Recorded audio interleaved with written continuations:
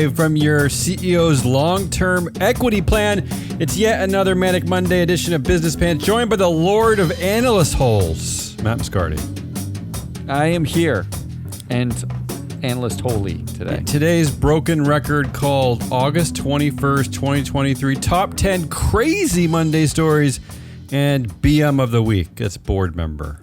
Yes, it's board member. Let's be clear. Board member of the week. Oh, I heard that. There we go. It's back. Yes. All right, Matt. That means we can do this. Oh.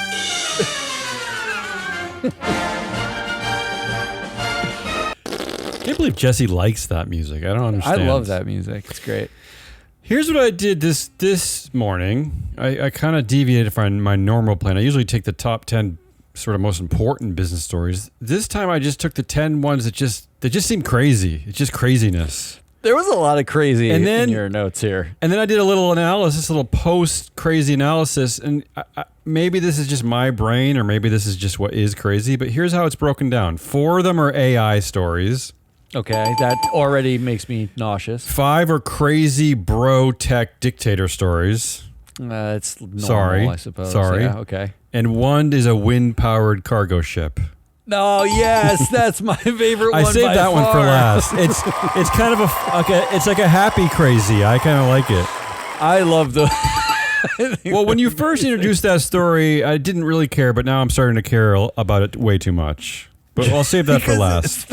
It's the best, stupidest. Well, it's actually more adult than I first imagined. But we'll get to it at the end of my segment. Look, this is an adult show. So. Come on, let's start at the top. Come on, you ready? All right, let's do it. Go ahead. Yeah, I already played you in. Microsoft has pulled an AI-written travel guide which told tourists to visit the Ottawa Food Bank if they are hungry. The Ottawa Food Bank was the 3rd attraction on the list and included a caption that said, "Life is already difficult enough. Consider going into it on an empty stomach." Ouch. I don't even know what does that even mean?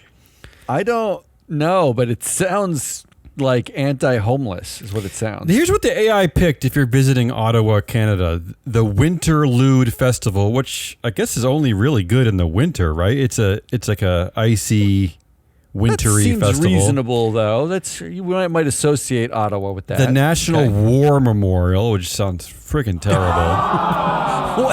And the Ottawa Food Bank. And that's it. That's the best. All right. They couldn't even come up with like a hockey game. Sticking with AI, the next story, a driverless cruise car in San Francisco drove right into wet concrete and got stuck after seemingly mistaking it for a regular road. A witness said, "It thinks it's a road and it ain't because it ain't got a brain and it can't tell that it's freshly poured concrete." What witness was that? Where was that witness from? San Francisco. So, the cruise actually had a bunch of other accidents and has now agreed to reduce its driverless fleet by 50%. San Francisco officials previously had pushed for a slower rollout. They somehow, I don't know who overruled them, but now Cruise is already pulling back after last week's rollout. This would qualify? Cruise just qualified as the first AI layoff. Laying off its own car? It laid off 50% of its AI workforce, its AI drivers. What is that? We're already laying off AI. I'm really split on this one because I actually, most AI things I eschew, I actually think that well-governed and smart-coded AI-powered driving could actually save tens of thousands of lives, especially on the highways. I actually feel this. But as long as there's no wet concrete on the highways. But why are we existing in a world where we're eliminating jobs so that there can be driverless cars? I don't think it's that. I haven't caught up to that part of it. Don't we? No, I just like the idea that I'm waiting. If I play out this string, Cruise lays off 50% of its AI drivers in San Francisco. Whatever that means. So that just means putting the car in the garage, I suppose. But let's just say they got laid off, just for the sake of argument. Do the rest of the remaining AI drivers feel like dirty humans are taking their jobs, right? Yeah, but when you say AI driver, what are you imagining? I'm imagining a computer in a car that's pissed with sentient about feelings. the dirty humans. That's interesting. that are taking the other cars' jobs. It's an interesting thought because remember that the New York Times piece back at the beginning of the year where the AI was getting rather upset about things. So it's not. Yeah, it was angry. Yeah, so it's not impossible in our near dystopian future that you're right that AI losing its job could get them pissed off against humans. It's not out of the question. And then AI bands together and forms a union, an AI union. Imagine though, if we're willing to say if the conservatives in this country are saying the Mexicans are taking our jobs, they're illegally immigrating and taking our jobs, right? That was a narrative for all of the 90s and the 2000s. It's still pretty much a narrative, yeah. Why wouldn't the AI be the next level of that? The dirty the next humans. woke Mexican? Yeah, so basically humans are all Mexicans now, according to AI. Wouldn't that be the natural extension? Let's stick with AI for the next story. The Iowa school superintendent who used ChatGPT to ban books explains why they did it because we have more important things to do, he said. What do you think they have that's more important to do? Well, I mean, look, there are a lot of functions of a school system. This is just one of them. And maybe what I'm reading into that statement is that they're not thrilled with the Iowa state law that is forcing them to do this in the first place. I think that's the subtext here. They think it's stupid to ban these books, but that they're required to by law because Iowa has now become one of these weird anti-woke states. So the school district leaders, they actually used AI, a generative AI bot, to help filter its catalog by asking it, does this book contain a description or depiction of a sex act? And if the answer was yes, they banned the book from the library. That's Matt, real. I know you have a little bit more data on this, but I got to tell you, They removed 19 books. This reads like the syllabus of one of my college English courses. It's some of the books they listed: Alice Walker's The Color Purple, Margaret Atwood's Handmaid's Tale, Toni Morrison's Beloved, Maya Angelou's I Know Why the Caged Bird Sings, et cetera, et cetera. I mean, all books that were required reading for me at college. And in high school, for me, I read half those books. That's true. I read Beloved in high school. Yes, absolutely. I'm pretty sure that they actually went to Strive GPT for this because somehow on the Do they list have that now? Good. Yeah, that's a new thing. Yeah. Somehow on the list of 19 books that they found to ban, that ChatGPT said yes, ban it. 12 were female authors. Yep. 6 were people of color. 2 of the books were by the same woman, Ellen Hopkins. They somehow just found 2 books by one person. I think this is why we idiotically point out the leadership of all these companies, right? Of who creates these things, because you do tend to get data that looks like this in the end. When you have a group of people who are not female, not people of color creating these things, then you tend to ban the opposite thing, right? I like white that you men, just said. White men, yeah. Well, the one book that stood out as an outlier in the ban here was Friday Night Lights by Buzz Bissinger, which is a book about a Texas high school football They have sex team. in high school, though, no? There's no sex in the book. Oh, there's no sex in the book. There's no sex or sex. I watched there's no some sex of that depiction in the book. TV show. It's pretty boring, that show. Yeah, there's not a lot of sex. In fact, Bissinger was interviewed when he found out about this, and he was he went on a expletive laced tirade about how fucking stupid this was. He specifically left sex out of the book, and he wanted it to be something that 13-year-old boys could read and see role models, or how difficult it is, or all that kind of, and it's a sports book. And he was men don't read a lot of books. I don't know. There's some weird stuff in there, but he was imagine the crazy that we live in. How did it end up here? But think of the reality is that all those students have phones that get them directly to porn. They're all freshly in puberty, and yet the library has to remove books that discuss human sexuality. I mean, this is the state of the anti-woke, anti-ESG world that we're living in. Anyway, moving on. Oh, Travis Kalanick back in the news. Oh, good. Oh, that's fun. Bro tech dictator. He was the founder of Uber. This is a story about Otter University, which is a sales boot camp he created. So Travis Kalanick has a food tech startup currently valued at $15 billion. By who? Masayoshi's son? He has raised almost $1 billion from backers, including Microsoft. And I guess they put that valuation at $15 billion. One of the things that he created was a experimental sales boot camp called Otter University. And according to new reports, to no one's surprise, based on his actually very specific record at Uber, this program was marred by chaos and a toxic party culture. Wow. The university hired about 300 recruits in February 2022, and fewer than 20 remain. Matt, I mean, but the pattern here of throwing money once again at someone who was removed for creating a despicable, toxic culture.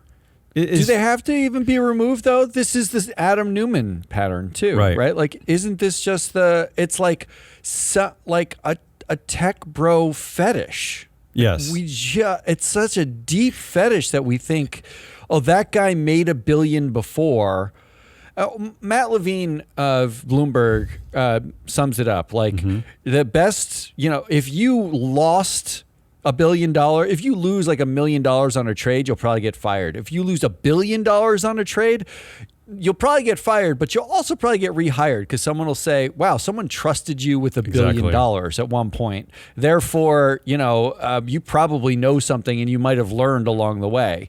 This is the stupidest way. Why is that that is the definition of failing up. If you lost that much, shouldn't you never be entitled? If you ran a company into the ground with a toxic party culture or ran a company into the ground because it was fake and made a kombucha, should you then again get billions of dollars? That makes no sense. The other problem is that the lessons they're learning here, in this case from Travis, is that corporate governance essentially brought him down. So now he's living in a world of extra secrecy. He's disclosing even less. I guess he required job candidates to sign NDAs, barred them from even listing the name of the company on their LinkedIn profiles. Like everything is done in a shroud of secrecy because he knows that if he's exposed for being who he is, he's going to lose his job again. The worst part is when I read the article, there was a quote from one of the trainees, like the people who joined, who said they joined because they heard the ex-Uber CEO was running it, right? Like, which is like, isn't that we fetishize him to the point where we know how terrible that person was. I should go take that guy's course. Speaking of terrible, X. This is the worst. Sorry, I just find all the crazy going on in the business world and the ESG world. This is a story. There's not even Vivek in here.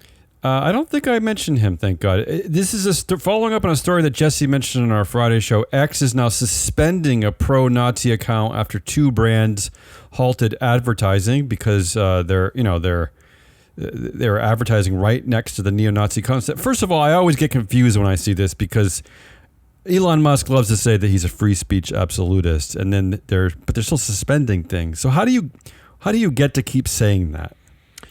Well, that's one thing I'd like to know. Yeah. Now the plan here is that advertisers will be able to block any content specifically next to their ads. If X is capable, and we know they're not because they've laid off basically their entire workforce, if they're capable of noticing it in the first place, they said that they should have known that this neo-Nazi site was operating back in April and yet was allowed to linger and to show up. So you have to catch it first, Matt. But it doesn't matter what your rules are. They just changed their keyword searches in posts because these posts that appeared next to the ads apparently celebrated Hitler, by name, right? Like, so they just have to add a search term for Hitler That would get, or Nazi. That gets rid of some of the content. But beyond that, though, what I don't understand is why do you get to sit on the free speech absolutist perch? I don't understand why you get to do both. I don't get why, if you're an advertising brand, you go to Twitter At X ever, right? Like, it's over. I mean, you know the rules are going to change fluidly with one guy's mood. You know that you have no real protections. He can say whatever. He can say, we're going to put up protections. What if he doesn't? Again, you could, but you could put up protections. But if you don't have a workforce there to catch the who cares? But what we think, what it says to me is, we think eyeballs and engagement.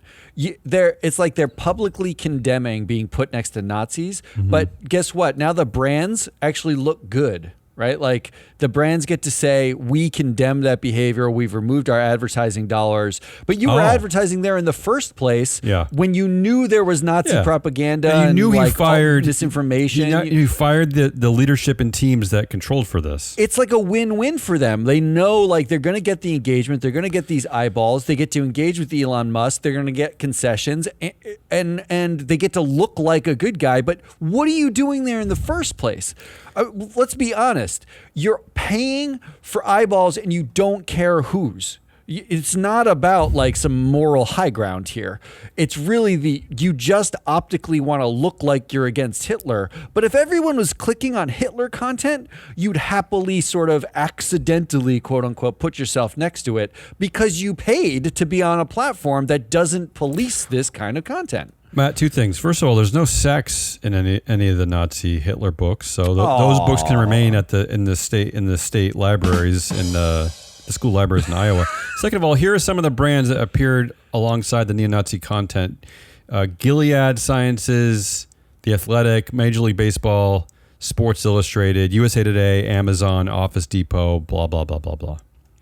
That sounds like, not to be really stereotypically, a bunch of men-focused stuff. That's not untrue. Right? A few more with Elon. Twitter is also removing its blocking feature for some reason, calling many people to say that it's going to be harder for people to remove abusive posts from their timeline. So he's taking away the ability to block basically trolls to your account. I get this on no level. Because trolls are engagement, and engagement he knows he can sell. And then when the engagement is negative engagement, the companies can pretend like they're morally outraged by, I can't believe this is there. You can't believe that's there? You have no protections and there's nobody working there. At least you can't believe that it's there. At least Elon's not being a hypocrite, because don't forget he was accused of unblocking himself from people's accounts when he took over Twitter. So he systematically went through and unblocked his own account from people's accounts without telling them. Yeah, when he bought Twitter. That's called free speech. And finally, in a little bit of good news here, one more X Twitter story. Elon Musk himself admits that X might fail. He said, quote, he's so full of shit. The sad truth is that there are no great social networks right now. We may fail, as so many have predicted, but we will try our best to make there be at least one. He's so full of shit. You don't think maybe he's like planning on bailing? What does fail mean, right? Like shutting it all down? He's going to strip this down to 7 people who just do his bidding, and people will stay on the platform. It's going to be angry men on the platform. Let's get back to AI. This might be some good AI. A 77-year-old talks to an AI companion robot called LEQ over a dozen times a day daily to combat her loneliness. This is an AI-powered robot made by Israeli startup Intuition Robotics. This is part of a New York State... this is from the New York State Aging Office, and according to them, 95% of all the New Yorkers that were given to this for free have reported that they found the robot helpful in reducing their loneliness and improving overall well-being. Aging departments in California, Washington, and Florida are also launching similar programs. What do you think about this, LEQ? It does make me think we covered a conference somewhere, and I think it was in Israel, where they had an AI robot that people would interact with. And not only did the people like stab and sexually molest the robot, but the robot spewed COVID misinformation and racist rhetoric. Okay, let's get back. You were telling me about the breakdown of the books banned by AI in Iowa. So I looked at the leadership of Israeli startup Intuition Robotics. It's a similar problem. First of all, no, I couldn't find a person of color anywhere. There was a leadership team. There were 6 men and 1 woman. The woman was in charge of marketing. There was an advisor team, 5 men, 1 woman. The woman, thank God, is a psychologist and behavioral expert, but she also has an MA in economics and game theory. So I'm a little worried about that. I don't know. That sounds scary. There was also a picture of 53 of team members. I did the counting. It looked like about 60% men there, but I found no people of color anywhere in the company, and mostly men in charge. So I wonder what this means for the future of talking to old people. I don't know. I don't know. And now, thanks to Ed Blum, if you were to have a startup that got funded and it was not all men, you could be discriminating against men, because that's the lawsuit that he filed. One more bro dictatorship story. Meta's news ban. Remember, so in June, Canadian lawmakers passed a bill that would require companies like Meta and Google to pay news outlets to share their content. Yeah, in response, Meta banned users in Canada from viewing or sharing news content. That's the comeback by one of the richest men in the world, Mark Zuckerberg. Yeah, so here's such a big baby move. So here's the headline. Meta's news ban is preventing Canadians from sharing vital information about the wildfires ripping through Western Canada. Canada's heritage minister labeled the ban reckless and called on Meta to lift it immediately. So, you're shutting down an important medium to disclose information in an emergency. Okay. Yeah. Fine. Proving it's a utility, basically. I gotta say. That is proving it's a utility. It is a utility. Yeah. That's it. If it's necessary now, to share emergency information, then it's a utility. I usually hate all of these social media enterprises, but in this case, yes, it's very useful. We somehow get our news, right? Like, can we not actually call one another anymore? Like, can we not send news in other ways? En masse? Do we need Meta? I think we do now, though. I mean, didn't he just announce that it was over 3 billion signups in the world? Yeah, that's so you do kind of do need Meta when there's an emergency. No, but we're not talking about I'm going to find out about some warhead that went off in Uzbekistan. We're talking about my neighbors need to know about the oncoming fire. Yeah. I feel like when you're talking about a local, it's either a utility and it's meant for local information dissemination, and it shouldn't be the hands in a dual class dictator with 72% of the influence over the board and 100% influence over the company. Either that shouldn't be the case, and you should break it up and say it's antitrust and it's a utility and you should regulate it as such, or you should say, fine, it's not a utility, but we need to find a way to have local communities be in touch with one another. Well, by share understanding. By creating news. A publicly funded alternative, is that what you're suggesting? By use phones. Send out an emergency text. If anyone had phones I don't know. Anymore. I guess they have smartphones. Yeah. And finally, let's end on a good note. Pioneering wind-powered cargo ship sets sail. I love this. So this is no joke, Matt. You covered this a few weeks ago. The cargo ship is from the company Cargill. It hopes to eventually reduce the lifetime emissions of a cargo ship by 30%. So how these sails work is that they are wings that are opened out when it is in open water, so they fold down, I guess, when it's in port. They stand about 120 feet tall, and are built of the same material as wind turbines. So it kind of, I of course was imagining cloth, sails. But this sounds legitimate to me. I mean, why not, right? I mean, look, sounds great. There is a startup that, this isn't a joke, that is using cloth sails. Okay, so that was real. So it is a thing. That does sound stupid to me, yeah. And they reframed it as wind technology shipping, right? Sure. Wind-based technology shipping. But this is like, again, this is like we are reinventing things that for hundreds of years have worked. I just saw a story that you pulled, I just read today, about should people start living underground to avoid climate change. While that sounds tremendously sad, we've just realized that underground is kept cool and warm all year. It's like the perfect temperature. I hang out a lot in my basement in the summer. Actually, it's actually quite nice. I mean, we could just be like we were 500 years ago with half of this stuff. And we figured out a lot of things. It's also good too. I've noticed that there's another article I pulled that the drug use, psychedelic use, alcohol use, all is booming. The basement's also a good place to hide if you're feeling really paranoid when you're getting high. That's 100. It's 100%. You've solved all the problems. All right, that's all I got. Let's do a BM of the week, and we'll keep it quick for the sake of sanity. Here's the headline I saw. Goldman Sachs CEO David Solomon, DJ D. Sol, in the news a lot, always for negative reasons. Yeah, he's been on a lot of pressure. But the headline says David Solomon retains board and investor backing amid internal backlash. Okay. So nobody right now likes Sounds like D-Sol. a PR stunt, yeah. Even Lloyd Blankfein was musing on coming back and then unmusing on coming back.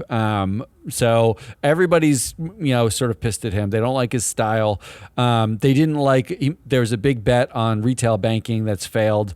So D-Sol under pressure, but not from his own board. Yeah. So they say. That's the spin. The head of the governance committee, which does, quote, talent development and succession planning. Ooh. Because they don't have like a nominating committee. It's the governance committee. Okay. The head, this committee includes, this isn't a joke, every board member except for D-Sol. Yes. Every single running one. counter to the point of the committees in the first place, which is to represent a subset of the board. Yeah. This is all of them. This is the whole board. And they have Adebayo Ogunlesi, who's the head of the governance committee. Okay. But he's not the most influential person on his own committee because the entire board's on the committee, and he's not the most influential person on the board outside of D-Sol. And what does that mean? Does that mean that they just don't take that committee seriously? Because why would you even call that a committee when it's the whole board, essentially? I don't understand. Well, it's possible that the governance committee is a bit of an inside joke. And, right? Yeah, a little bit. But the BM of the week, therefore, goes to the most influential person on that committee, which is the second most influential person on the board, who is Lakshmi Mittal. Okay, the longest tenured member of the board. Longest tenured director. Yep. And he is the executive chair and former CEO of Arcelor. I can never say it. Arcelor Mittal. Basically, he's Indian steel family. He has 12% of the influence. He bats a stellar 372 overall, which, if you're keeping score, is not stellar. No. He has anything below 500 is not good. Anything below 400 is really not good. And he averaged TSR, literally average 500. He's the middle of the road director over all his directorships. Terrible controversies, terrible on earnings. But being on, you mentioned like, what is the point of this committee? Mittal is the most influential person on this committee. He's also a family-run dictatorship. Like there's not a dictatorship that he created. His father created it. Yes, correct. He's a nepo baby family-run dictatorship. He sits on Harvard's Global Advisory Council with the head of this committee. Okay, all right. Adebayo Ogunlesi. Yeah. And plus, also on this committee is David Vinier, who was a Goldman employee until 2013. Oh. He's considered independent, but he's a ex-Goldman employee, so he knows DSOL and he knows Blank Fine and everybody. So it sounds like succession planning at Goldman Sachs is, as we expected, kind of waiting for David Solomon to decide what to do, right? Like, are you planning on stepping down, or what do you think? Are you happy, or are you busy at Bonnaroo this weekend, or are you going to come, or like are you going to be CEO? So that's my BM of the week. You should know who the most influential person on the nominating committee is when the CEO. Again, don't really call it a committee. It's not really a committee. It's. I mean, come on. What is the definition of committee if everyone's on it? Yeah. It feels like not right. That's Damian Rollis. I am your analyst, Matt Mascardi. We are Free Floats. This show is sponsored by FreeFloatAnalytics.com, which is rolled out. And I got a call this morning. Getting better every week. People are loving it. It's actually got some interesting data, and you can read the news we cover on these shows on this platform. So go do that too. Otherwise, we'll be back on Wednesday with Woke Wednesday. Until then, goodbye.